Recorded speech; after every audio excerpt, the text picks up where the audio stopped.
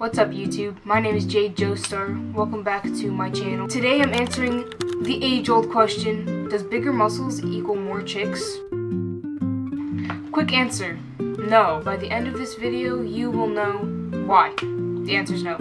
So without further ado, let's jump into it. Let's go back to the early 2000s, where being ripped meant something completely different than it does today. Watching Wolverine on screen, wanting to look like Wolverine, Captain America. In today's day and age, superhero builds are just average.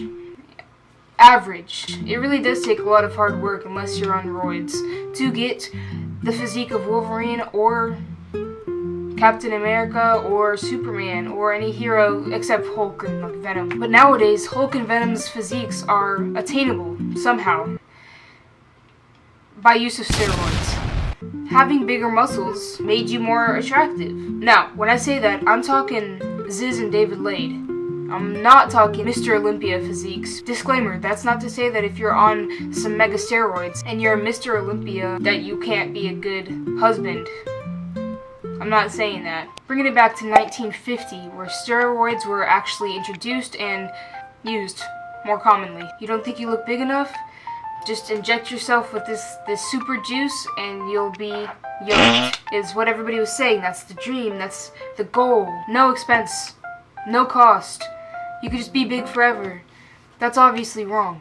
And that led to what I like to call, and what other people like to call, physique inflation. Physique inflation. It's a huge issue in this day and age. And it's making people want to grow bigger and bigger and bigger and bigger. How much bigger can a man get? Because of said physique inflation, we have young men and boys, and even older men, thinking my physique is not enough. It's not even close to these people or these people.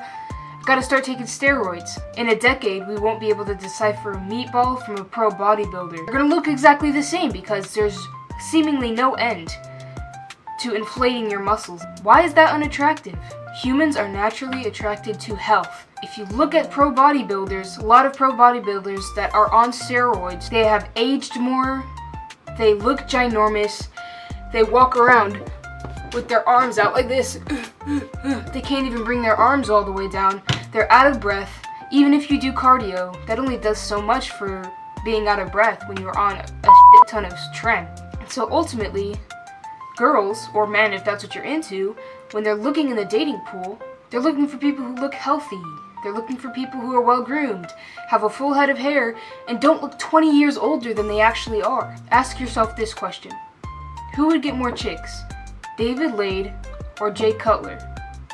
Ziz or Phil Heath? Do you get where I'm going with this? Balance. It is all about balance. Being well groomed, having a nice haircut, having a nice face, working on your facial aesthetics. That is very important, and more important than not, statistically, if you're talking about dating. Because I'm telling you right now, I would not go for a guy who looks 50 years old and is bald but has giant muscles. So what is a desirable physique? If you are in the lifting community, you've probably heard of the term or phrase aesthetic physique. Bigger shoulders, skinnier waist, bigger legs, something that looks like human but peak human form. Your desirable physique is getting the most out of your natural looks, pushing yourself naturally, no steroids, no nothing. As I previously said, these are the keys to making yourself more aesthetically pleasing. You can have muscles and be attractive, but it's all about balance. If you're way over here in the steroid zone, you are more likely to not get as many chicks as somebody who is in the aesthetic zone. Think Ziz.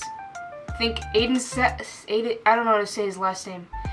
And think David Lade. There are probably a lot of other aesthetic physiques that I haven't mentioned. But Jade, why aren't women attracted to inflated male physiques? I'll start this off by saying, sure, there are some pros to taking steroids. Disclaimer, I am not saying that steroid use is okay. But I'm here to inform you, and that's it. Being huge has its perks. For example, stopping problems before they start, defending your family, that is, if you hit cardio as well, and just looking sick, like Venom or some crap. I hate to break it to you, but that is pretty much it. I'm not gonna go on and on about steroids. I'll save that for another video, but ultimately we all know that steroids has way more minuses than it does pluses. And in terms of dating, and getting married and getting... Steroids is not only a risk to you and a sacrifice to you, but it's also a sacrifice to your potential partner. Think health risks. Think roid rage. You just ultimately won't be able to live a completely happy lifestyle, you or your partner, if you're consistently worried about heart failure, your other aspects of your health.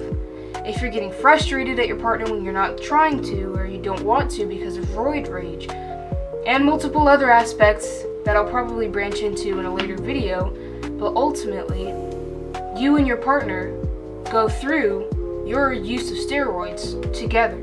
Women know that. People in general, they know that steroids has this negative effect. So if you were to step into the dating pool, you will most likely deter a lot of fish that are in the sea. Sure, you look huge, and it's not to say that if you are giant and you want to go for Mr. Olympia that you'll have a problem getting a girlfriend. You probably won't. But I am saying that women are more likely to flock towards the more aesthetically pleasing guys. Think about it. Is loading yourself with roids worth the potential strain on your relationship with your future or current partner? So in summary, I would say, does more muscles equal more chicks? No. Ultimately, and I'm not going to go with, oh, it's just your character and your personality. We're talking about outward appearance here. I'm going to be frank. Ultimately, you want to look your age and have a balance between muscle and facial aesthetics. Physique inflation is a problem, but it's not the end of the world because ultimately that comes from your inner confidence. You do not have to resort to steroids in order to have a good physique. That is my two salts. That is my 2 cents. Take it with a grain of salt, because I know it's different for everybody, but I wanted to hop on here and let you know that you don't have to load yourself with roids in order to be an attractive person.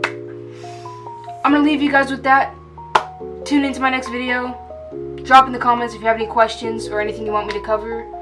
But until next time, maidens, I will see you later.